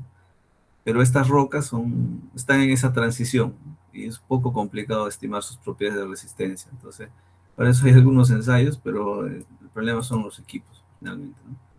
Bueno, finalmente acá hay otros ensayos de campo, ¿no? Como el Televiewer, todo eso está, digamos, mm, normado por alguna forma, ¿no? O sea, esta institución que es mundial, el ICRM, eh, pone esto en conocimiento para que, digamos, esto esté normado de alguna forma, mundialmente se realice de esta forma, ¿no? ¿Ok? Se realicen de esta forma.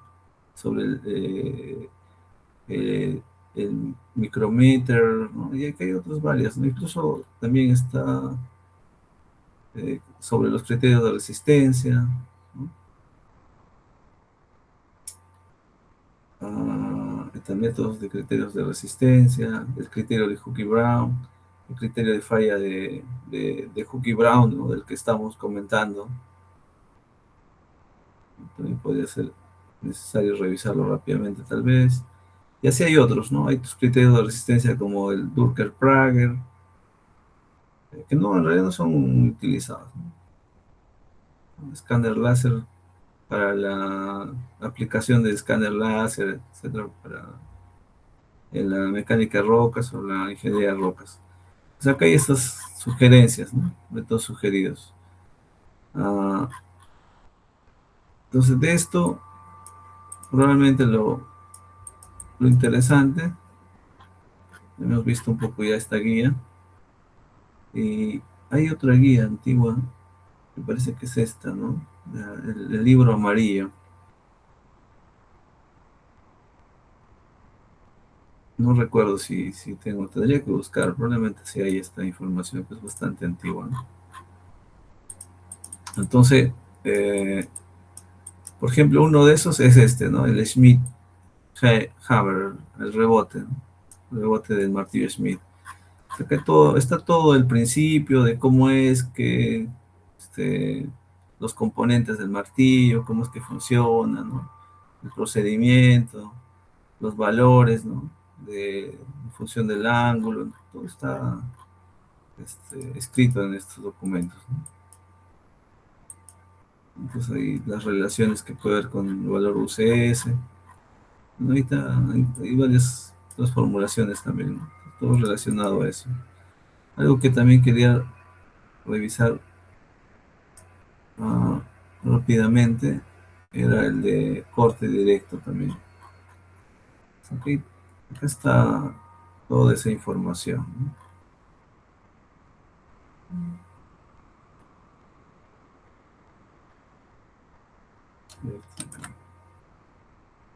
131.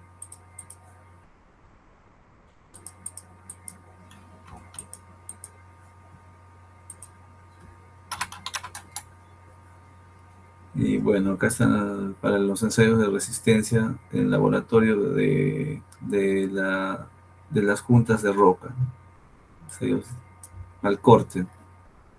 O sea que hay varios, está todo el procedimiento, los aparatos, ¿no? Que se utilizan para hacer este ensayo. La medición de cargas, de desplazamientos, tamaño de las muestras, ¿no? Incluso hay estudios o investigaciones donde ven la rugosidad, ¿no? De cómo es que ingresa antes del ensayo y cómo queda finalmente, ¿no?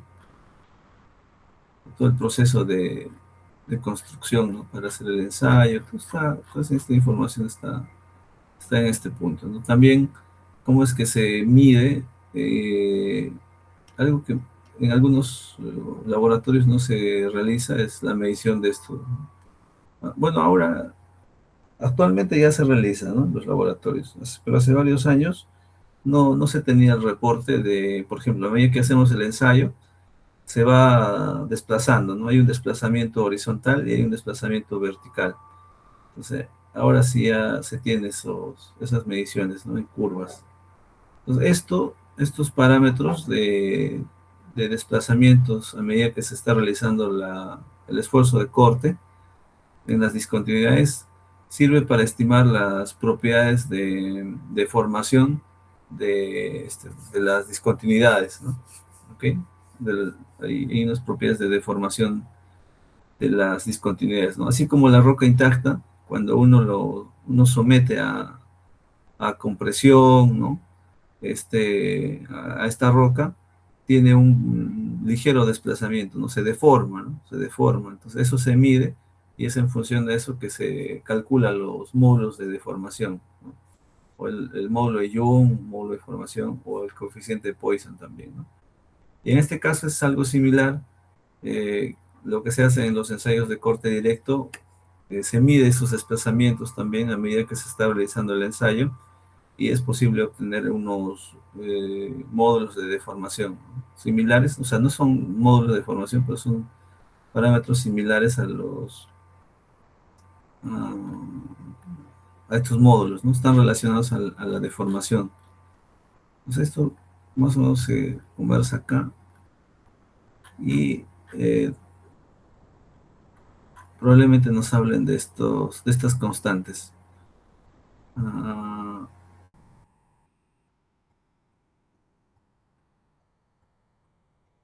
rigidez normal y rigidez de corte, ¿no? No sé dónde está esto. Debe de estar en alguna parte, ¿no? Los ángulos de flexión, ángulo de flexión residual.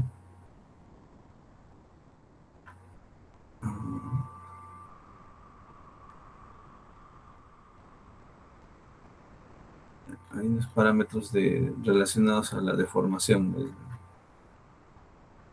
del macizo. Digo, perdón, de la discontinuidad también, ¿no? Stiffness, normal stiffness, ¿no? Debe ser. Entonces son las rigidez, ¿no? La rigidez de las discontinuidades. Entonces, ahí está un poco la descripción de estos ensayos, ¿no? Más actualizado. Y bueno, ahí ustedes puedan revisar un poco más sobre sobre las muestras, sobre el proceso de ejecución del ensayo, los resultados, ¿no?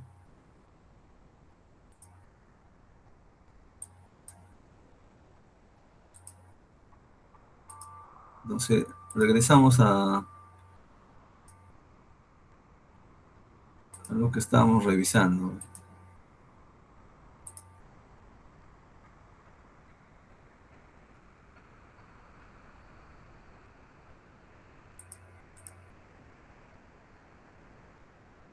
Ok, entonces estábamos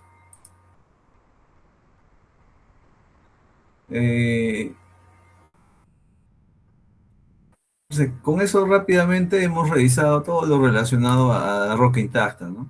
Ok, entonces estos valores, estos parámetros de resistencia o propiedades físico-mecánicas de la roca intacta están pues asociados a estos estándares, ¿no? Como la ASTM y las normas ISRM que hemos podido revisar en el Blue Book y en el perdón, en el libro naranja, ¿no? ¿Ok? Entonces ahí está parte de la información y que es importante para hacer la ejecución de estos ensayos, ¿no? Bueno, todo está en inglés, ¿no? Un material interesante que bueno, revisamos hace varios años, eh, es un texto, si ustedes quieren revisar un poco más sobre esto también, es el libro de Suárez Burgoa, ¿no? Para ensayos de laboratorio y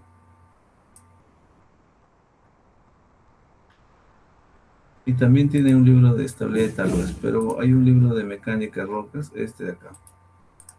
Ojalá que esté libre, creo que sí está en la web, ¿no? Pueden conseguir, y está en español, ¿no? Este de acá.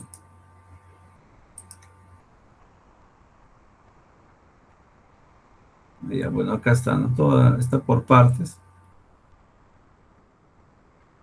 Ah, ya.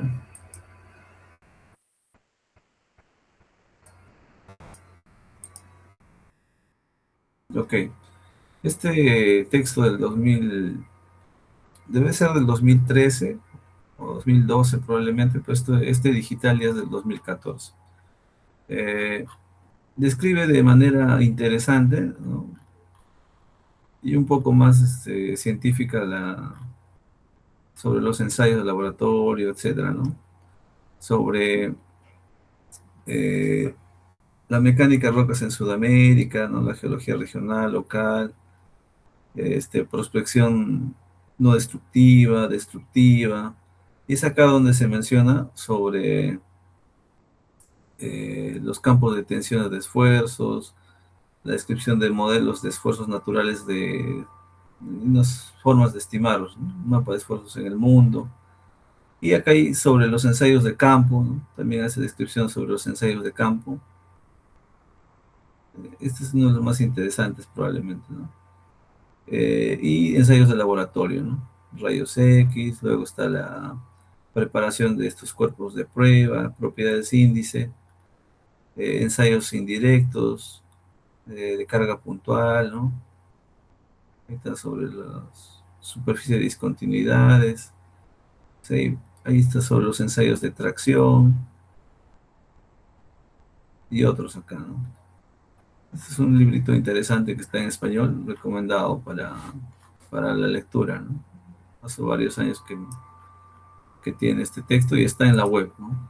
Es descripción del macizo, introducción a la ingeniería de rocas de superficie y subterránea, para que se pueda descargar, de Suárez Burgoa. Suárez Burgoa. Bien, entonces, ahí también hay bastante referencia relacionada a ensayos de laboratorio, ¿no? Es por eso que lo menciono, ¿ok? Es por eso que lo menciono. Bien,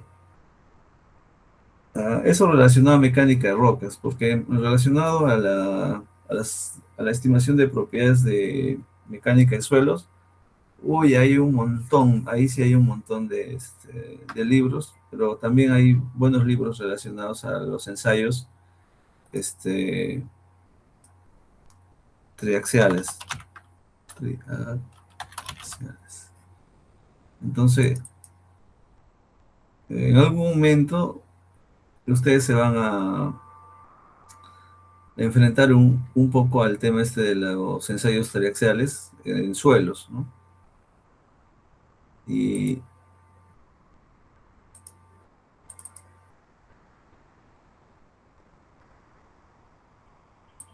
probablemente hay bastantes libros antiguos, ¿no? Que muestran toda la metodología, o sea, de manera más visual, con fotografías, etcétera, estos ensayos, ¿no? Los ensayos de laboratorio, específicamente ensayos de laboratorio. Sin embargo, hay este texto que es el Triaxial Testing of Soils, que es 2016, ¿no? O sea, que hay muy buena información relacionada a los ensayos triaxiales, ¿no? Desde conceptualizar un poco el ensayo, qué tipo de ensayo utilizar, ¿no? Cuándo usar un ensayo triaxial drenado, no drenado, ahí siempre hay esos temas, ¿no? De consolidado, no drenado. Entonces acá te explico un poco más sobre esos conceptos, de cuándo utilizarlos, etcétera. Y acá habla más sobre los criterios de resistencia, ¿no? Acá, y también es relacionado a la interpretación un poco de estos ensayos del laboratorio, ¿no? Los diagramas de esfuerzo de formación, ¿no? Que generalmente te entregan en los ensayos del laboratorio, los triaxiales. Pues ahí es un tema a veces algo complejo, ¿no? Revisar estas gráficas. eh, Depende mucho de los materiales con los que estén trabajando, ¿no? Pero bueno, ahí lo podemos dejar un poco como una buena referencia, ¿no? Si en algún momento ustedes están viendo un poco de suelos, también esto es asociado a rellenos en pasta, que se usan en minería subterránea, rellenos en pasta, rellenos hidráulicos cementados, e incluso también podría ser usado para otros tipos de relleno ¿cómo se llama? Rellenos ah, cementados, ¿no? Rellenos cementados, pero que no tengan granos muy grandes, o sea, partículas muy grandes, digamos, en su composición. Entonces ahí donde se puede hacer ensayos triaxiales, ¿no? Triaxiales a una escala, y ahí se puede tener estos resultados, ¿no? Entonces ahí para eso podría servir un poco estos, este texto, ¿no? Y obviamente para estimar propiedades de los módulos de deformación también, ¿no? Bueno, eso relacionado a suelos, pero hay un montón de material relacionado a eso, ¿no? Bueno, sobre lo que estábamos revisando, habíamos indicado que este GSI es un parámetro que es como una escala que ayuda a que las propiedades de roca intacta, en función del GSI y las propiedades de roca intacta, nosotros podamos estimar las propiedades de resistencia del macizo rocoso utilizando este criterio de resistencia de Hooke-Brown, ¿no? De Hooke-Brown. Eso para los análisis, digamos, de estabilidad, por ejemplo, de este tipo de taludes, ¿no? De taludes altos, ¿no? Donde hay un control o la falla de, va a ser a través del macizo, va a ser a través del macizo rocoso, ¿no? Y no de una discontinuidad. Eso aplica en ese caso. Y también que existen opciones mucho más complejas, tal vez, de estimar estas propiedades a través de modelos numéricos, ¿no? De modelamiento numérico, que en algunos casos permiten poder hacer este tipo de ensayos y con eso estimar algunas propiedades del macizo, ¿no? Sí, propiedades del macizo.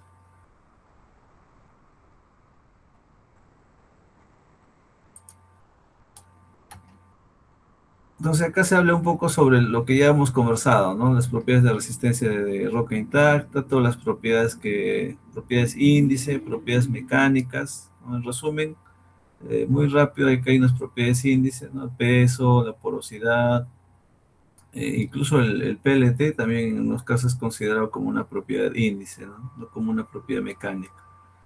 Y propiedades mecánicas, tenemos la resistencia a la tracción, la resistencia a la compresión uniaxial, la resistencia a la compresión triaxial, los módulos, ¿no? El módulo de Young y el coeficiente de Poisson, principalmente, ¿no? Entonces acá hay una asociación, una simplificación de estos ensayos de laboratorio que se pueden realizar en roca intacta y también se pueden hacer en discontinuidades, ¿no? ¿Con qué objetivo?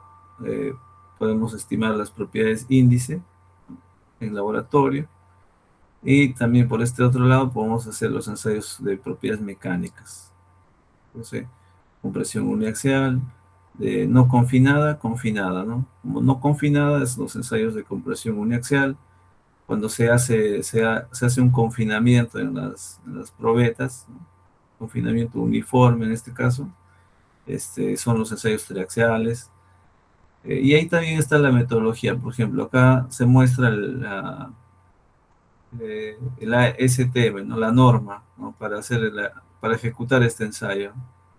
Es la norma ASTM de 7012, ¿no? Método A. Así, ¿no? Ahí tenemos las normas de ASTM, pero también, como habíamos mencionado, hay las normas de ISRM, ¿no? Ahí donde se muestra también todos estos, de cómo realizar estos ensayos, ¿no? Ensayos de tracción, ¿no? Ensayos de tracción directa y ensayos de tracción indirecta, ¿no? Como es el ensayo brasileiro, ¿no? Ensayo del BTS. Pues estos ensayos son, o la estimación de estas propiedades mecánicas, ya de los materiales, también, al menos en minería subterránea, también se utilizan para, por ejemplo, cuando son minas profundas, estos valores de resistencia a la tracción, compresión uniaxial, triaxial, y hay otros ensayos más especializados incluso, que son, por ejemplo, ¿no?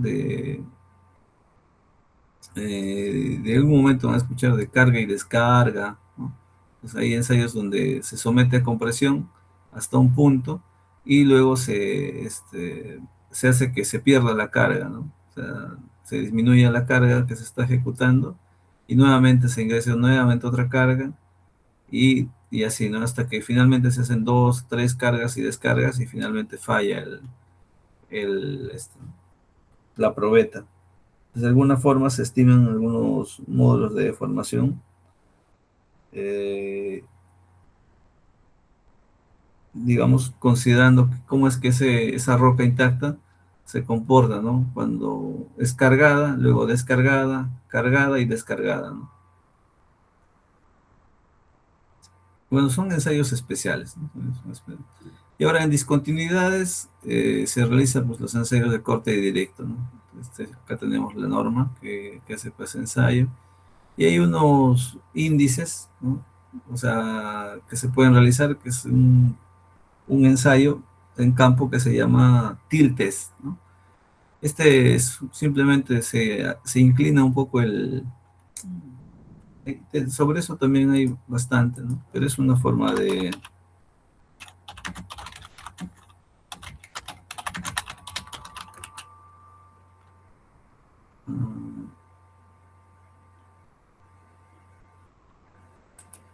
bueno, ahí dentro de las sugerencias del libro naranja, ahí está esta metodología, ¿no? del tilt test. En el libro naranja lo vamos a poder encontrar, ¿no? Probablemente por ahí debe estar en...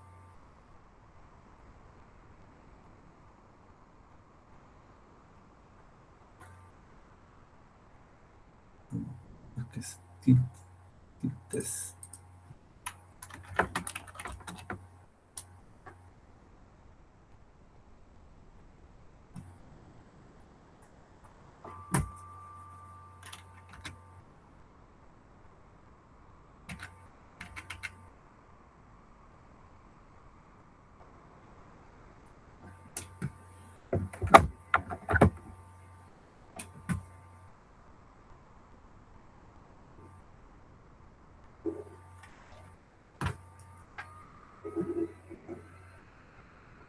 Bueno, entonces, ese resumen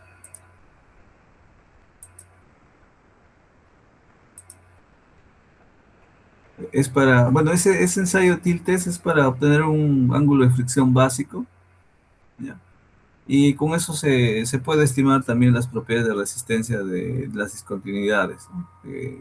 Vamos a poder ver tal vez más adelante. Entonces, casi hace una descripción de estas propiedades, ¿no? Ahí como información lo van a tener, ¿no? Velocidad de onda, algunos valores de referenciales, ¿no? Que están en los libros de mecánica de rocas, sobre ensayos de tracción. Obviamente estos van a tener bastante tiempo en el curso de ensayos de laboratorio para revisar esto, ¿no? Sobre los ensayos, ¿no? Tenemos un poco, esto es como una referencia. Ensayos de carga puntual, ¿no? Acá vemos un equipo de ensayo de carga puntual.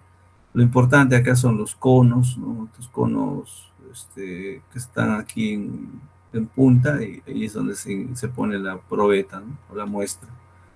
Los tipos de ensayos de carga puntual, ¿no? Diametral, axial, bloque, irregular, ¿no? Esta imagen la hemos visto en la guía, ¿no es cierto? En el libro naranja lo hemos visto, ¿no? Entonces ahí están las correlaciones, la relación del IS versus IS, el índice de carga puntual versus la resistencia a la compresión uniaxial, ¿no? Es muy variable eso. Bueno, respecto a la resistencia a la compresión uniaxial, ahí está la formulación, ¿no? Para el cálculo de esta resistencia, el ASTM que norma el ensayo y todos los procedimientos recomendados, un poco de eso, ¿no? Entonces, ¿cómo es que se realiza, ¿no? Tenemos la prensa y se ejecuta, pues se ejerce una presión sobre esta área de la probeta o sobre un esfuerzo axial, ¿no? y es aquí donde se puede medir, ¿no? Se instalan instrumentos de medición como los strain gauge, de forma axial y forma diametral, y también existen otros aparatos que pueden medir estas deformaciones, ¿no? ¿Ok? Pero de forma externa, ¿ok? De forma externa, y es así que se pueden graficar este tipo de gráficos, ¿no? Que a medida que vamos a ejercer presión, es lo que indica, ¿no? A 30, entonces se deforma 0,1%, ¿no? Axialmente, ¿no? ¿Ok? Axialmente. Y a medida que vamos incrementando esta presión, ¿no? 40 va deformándose un poco más, ¿no? Y así 80 va deformando 0,2. Ya cuando generalmente la roca relativamente dura, a 0,3% de su deformación, ya falla, ¿no? O sea, y llega al límite de su resistencia, ¿no? La resistencia máxima, ¿no? Entonces, esta curva eh, sirve para estimar el módulo de deformación del macizo, ¿no? Y por otro lado, esta probeta no solo se deforma axialmente, sino también diametralmente, ¿no? O sea, a los costados. Y también se mide, ¿no? Entonces, si uno realiza esa medición, es esta gráfica que es la roja, ¿no? Y con esta se puede estimar el coeficiente de Poisson, ¿no? O sea, la relación entre estos finalmente se utiliza para calcular esas propiedades, ¿no? Bueno, acá se habla sobre la anisotropía. En alguna oportunidad hice mucho detalle sobre, digamos, la orientación de estos esfuerzos en el ensayo. Hacen que los resultados sean muy variables, ¿no? O sea, los valores de resistencia a la compresión uniaxial. Al menos en el caso de filitas, pizarras, por ejemplo, se tiene este problema, ¿no? De la orientación de cómo se ejecuta el ensayo respecto a la laminación de esas estructuras, ¿no? O, eh, cambia los valores de resistencia a la compresión uniaxial, ¿no?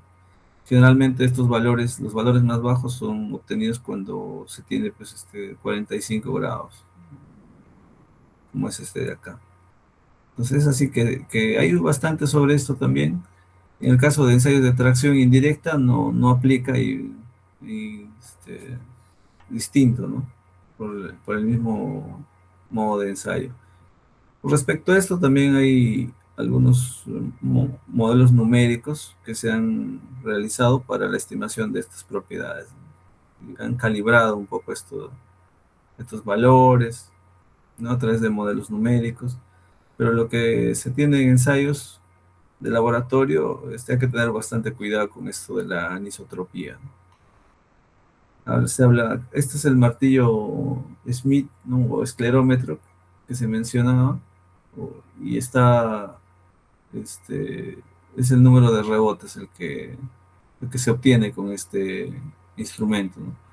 Entonces la inclinación del martillo es considerado y el número de rebote y la inclinación en la cual se ejecuta el ensayo se proyecta, ¿no? Versus la densidad de la roca intacta, y finalmente se obtiene un valor referencial de compresión uniaxial, ¿no? Entonces, ese es simplemente la forma como se obtienen estos parámetros de relación de UCS, relación de resistencia a la compresión uniaxial, versus el valor de rebote del martillo que se tiene con este instrumento. Y luego vemos la resistencia a la compresión triaxial. Bueno, vamos a hacer la pausa del break, señores. Primero voy a compartir ahora el registro de asistencia y hacemos el break para tomar un poco de agua y estirar las piernas también. A ver un ratito. Voy a compartir el registro de asistencia.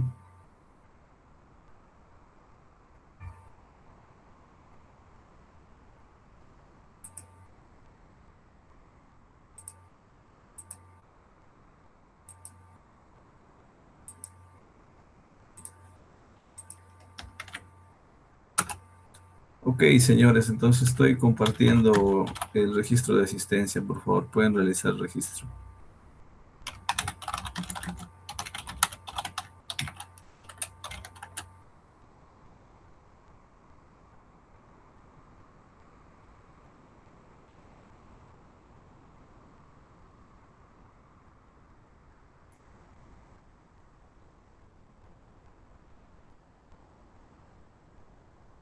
Ok, señores, 8:40 estamos de retorno, por favor.